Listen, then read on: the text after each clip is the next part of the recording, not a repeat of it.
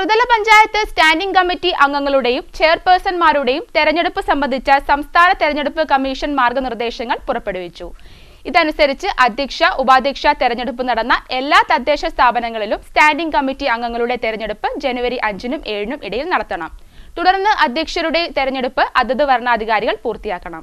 തദ്ദേശ സ്വയംഭരണ സ്ഥാപനങ്ങളിലെ സ്റ്റാൻഡിംഗ് കമ്മിറ്റി അംഗങ്ങളുടെയും ചെയർപേഴ്സൺമാരുടെയും തെരഞ്ഞെടുപ്പ് സംബന്ധിച്ച് സംസ്ഥാന തെരഞ്ഞെടുപ്പ് കമ്മീഷൻ മാർഗനിർദ്ദേശങ്ങൾ പുറപ്പെടുവിച്ചു. ഈ നിർദ്ദേശങ്ങൾ അനുസരിച്ച് അധ്യക്ഷ, ഉപാധ്യക്ഷ തെരഞ്ഞെടുപ്പ് നടന്ന എല്ലാ തദ്ദേശ സ്ഥാപനങ്ങളിലും സ്റ്റാൻഡിംഗ് കമ്മിറ്റി അംഗങ്ങളുടെ തെരഞ്ഞെടുപ്പ് ജനുവരി 5-നും 7-നും ഇടയിൽ നടത്തണം. തുടർന്ന് അധ്യക്ഷരുടെ തെരഞ്ഞെടുപ്പ് അതാത് വരണാധികാരികൾ പൂർത്തിയാക്കുകയും വേണം. ഗ്രാമ, ബ്ലോക്ക് പഞ്ചായത്തുകളിൽ ധനകാര്യം, വികസനകാര്യം, ക്ഷേമകാര്യം, ആരോഗ്യം, വിദ്യാഭ്യാസം എന്നിങ്ങനെ 4-ഉം, ജില്ലാ പഞ്ചായത്തുകളിൽ ധനകാര്യം, വികസനകാര്യം, പൊതുമരാമത്ത് കാര്യം, ആരോഗ്യ വിദ്യാഭ്യാസ കാര്യം, ക്ഷേമകാര്യം എന്നിങ്ങനെ 5-ഉം സ്റ്റാൻഡിംഗ് കമ്മിറ്റികളാണ് രൂപീകരിക്കേണ്ടത്. നഗരസഭകളിൽ ധനകാര്യം, വികസനകാര്യം, ആരോഗ്യകാര്യം, മരാമത്ത്, വിദ്യാഭ്യാസ, കലാകായിക കാര്യം, ക്ഷേമകാര്യം എന്നിങ്ങനെ 6 സ്റ്റാൻഡിംഗ് കമ്മിറ്റികളും രൂപീകരിക്കേണ്ടതായുണ്ട്.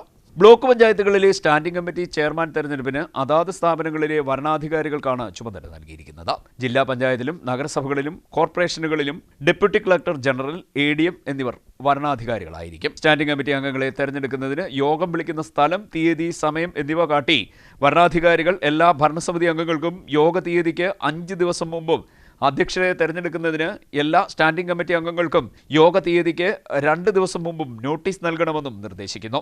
തദ്ദേശ സ്വയംഭരണ സ്ഥാപനങ്ങളിലെ vice president, deputy chairperson, deputy mayor സ്ഥാനങ്ങൾ വനിതകൾക്ക് സംവരണം ചെയ്തതാണെങ്കിൽ ധനകാര്യ സ്റ്റാൻഡിംഗ് കമ്മിറ്റിയിലേക്ക് സ്ത്രീ സംവരണ സ്ഥാനത്തേക്ക് ഒരംഗത്തേക്ക് കൂടി തെരഞ്ഞെടുക്കണം. എല്ലാ സ്റ്റാൻഡിംഗ് കമ്മിറ്റികളിലും സ്ത്രീ സംവരണ സ്ഥാനത്തേക്കാണ് ആദ്യം തെരഞ്ഞെടുപ്പ് നടത്തേണ്ടതെന്നും നിർദ്ദേശിക്കുന്നു. സ്ത്രീ സംവരണ സ്ഥാനങ്ങൾ നികത്തിയതിനു ശേഷമാകണം മറ്റംഗങ്ങളെ തെരഞ്ഞെടുക്കേണ്ടതെന്നും നിർദ്ദേശങ്ങളിൽ പറയുന്നു. CDNet news, Kayamkulam.